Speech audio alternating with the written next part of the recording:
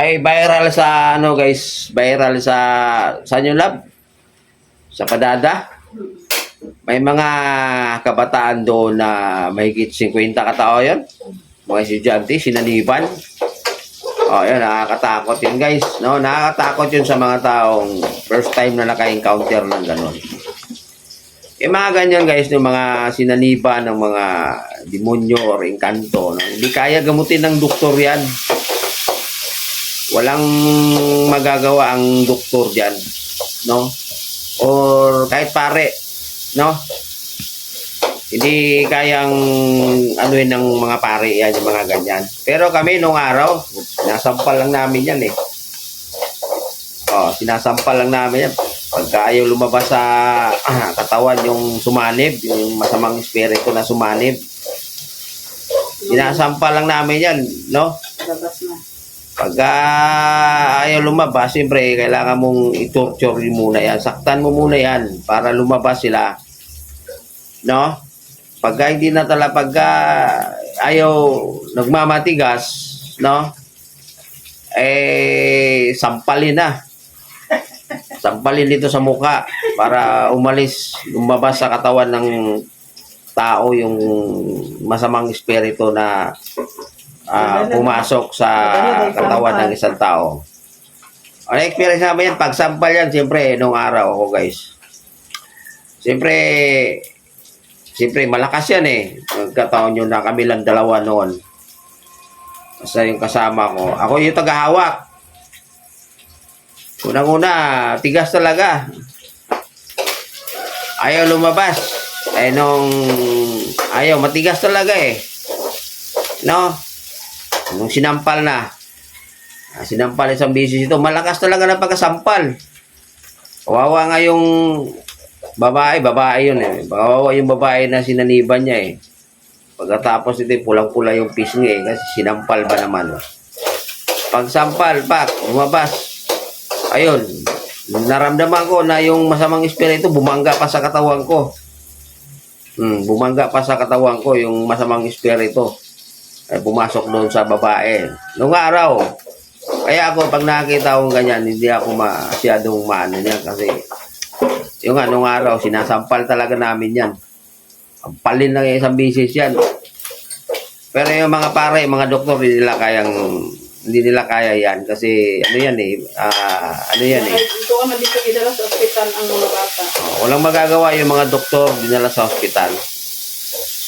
Ngayon, pero yan talaga, lalabas at lalabas yan. Kaya lang, yung bagabang, siyempre kawawa kasi yung tao niyan kasi magpupumiglas yan. Magpupumiglas, malakas, no? Kahit ilang katao, kayang-kaya niyang kontrahin. Yung lakas ng ibang na kahit ilang kayo humawak. Ang kawawa kasi din yung material, yung babae. So, para hindi makawawa yung sinaniban, kailangan may alis agad sa katawan. Kasi the more na magtatagal yung masamang espiritu sa katawan ng isang tao na nagwawala, mas lalong nahihirapan at nasasaktan yung taong sinaniban. Kaya kami nung araw niyan, talagang sinasampal lang namin yan. Pero hindi ako yung magsasampal. Siyempre yung kaibigan ko, yung kakilala ko na, sampalin lang. Assistant ka lang. Ako, tagahawak lang ako. Pero isang beses talaga yung nagkataon yun na may dumating na ganyan, na kami lang dalawa. Marami, pero yung mga nanay yata yun, kaming dalawa, pangbuno kami doon sa loob. Sinaktan ng kaibigan ko, no, para lumabas. Ayaw, magmatigas pa talaga. Sama pa ng tingin sa amin. Ay, ayaw mo, mas gusto mo palang di sinampal ng isang bisis dito sa pisngi. Ayun, umalis. Bumangga pa sa katawan ko yung masamang espiritu. So ngayon guys, bakit yung mga masasamang, yung mga nilalang na yan, bakit pumapasok yan sa katawan ng tao? Ano ang dahilan? Bakit sabay-sabay na mahigit 50 katao na pumasok sa katawan ng tao, mga estudyante? Kasi nabulabog na. Doon sa... May activity sila sa... doon sa lugar ng Padada yon, parting Davao del Sur. Del Sur ba yung Padada? Bakit nga ba? Ano ang dahilan? Bakit pinasukan nila yung mga Naiingayan siguro mga bata na nag-aaral doon? So, maraming dahilan yan, guys. No? Maraming dahilan yan kung bakit nila ginagawa yun. So, unang-una, karamihan yung bang karamihan dyan, mga dahilan yung bang sinira ng tao yung kanilang bahay. Kasi tayong mga tao, hindi kasi natin yan sila nakikita. Lalong-lalo na yung kanilang mga tirahan, mga bahay nila. No?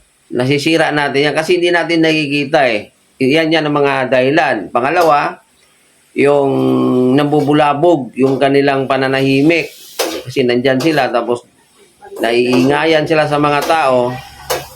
Kaya ang ginagawa nila ay sasaniban nila. At ang pinaka-worst talaga dyan, guys, ay naghahanap sila ng kaligtasan. Ayun ba kayo magpansit, guys? Naghahanap sila ng kaligtasan, kaya nagpapapansin sila sa mga tao. Kasi alam nila na yung magliligtas sa kanila ay bumalik na. At yun nga lang, hindi nila mahanap kung saan. Yun, kadalasan yan, mga ganun ang mga dahilan nila. Pero kadalasan talaga yung nasisira natin yung kanilang tahanan, yung kanilang mga tahanan, mga ganun, no? Tapos yun. Pangalawa, yung naiingayan sila sa atin. Pero ang kagandahan lang yan sa kanila, guys, no? Kahit na masamang espiritu yung mga yan, hindi yan nananakit ng tao. Hindi yan kukuha ng mga bagay-bagay para ipalo sa iyo. Hindi yan nangunguha ng mga kutsilyo para saksakin ka. Hindi. Ang sa kanila yung magwawala lang talaga. Magwawala lang at magwawala lang yan sila. No? Hindi yan katulad ng tao pag nagwawala. Pag kung anong mahawak, ihampas sa mukha mo, di ba? Makahawak ng butil, bigla ka na lang papaluin. Di ba? Pag ganun ang tao, po yun sila, kahit maghapon yan na magwawala, hindi yan nananakit ng tao. Ganun lang yan sila, pasigaw-sigaw. Siyempre, ang mga tao, pagka nagwawala na yan, nagsisigaw, siyempre, magpapanik tayo. Di ba? Pag nagpanik tayo, so paano tayo magpanik? Hawakan natin para hindi magwawala. Hindi natin alam na mas malakas pa pala sa atin yung mga yan. Kahit 5 na kayo, 4 kayo humawak sa tao na yan, malakas pa rin. Kasi yung masamang espiritu, hindi yan ordinaryong espiritu lang na katulad nating mga tao. Ganun yun, guys. Yun, yung mga batang yun, dinala sa hospital, walang magagawa ang pare doon. Walang magagawa yung mga doktor doon. Pero sa kaibigan ko, sinasampal lang namin yan nung araw. Kahit hanggang ngayon, pag mayroong makarating doon na gano'n sinasampal lang yan. Sampalin lang yan. Pag isang bisis, pag ayaw pa rin, 2 bisis. Siyempre, pag sampal mo yan, hindi pwedeng mahina yung pagsampal. Lakasan mo talaga. Kasi yung sinasaktan mo, yung masamang espiritu na pumasok, sumanib doon sa katawan ng tao. Baka mamaya din, guys, no? Baka mamaya mayroong mangyari sa inyo, sampalin nyo rin. No? Hindi pwede yun. Depende yun sa tao. No? Ang gumagawa lang nun yung may mga taong may nabibiyayaan ng Panginoong Diyos. No? Na kayang gumamot sa mga ganyan. Kayang magpapaalis sa mga masasamang espiritu na sumanib sa katawan ng tao. Pero katulad ko, ordinaryo, huwag mong sampalin kasi pag sinampal mo yan, kawawa naman. No, yung sampal na yun, guys, ang masasaktan doon, pag yung kaibigan ko, pag sinampal niya yun, ang masasaktan doon, yung masasamang espiritu. Kasi mamaya mayroong mangyari sa inyong lugar yan, sampalin nyo ng sampalin lang. Kung 10 kayo, pagtulungan yung sampalin. Hindi ganun, guys. Ang magagawa lang dyan, yung mga taong may kakayahan na magpapalaya sa mga masamang espiritu na sumanib sa katawan ng tao. Wala, hindi ako ganon. Yung kaibigan ko, yung kakilala.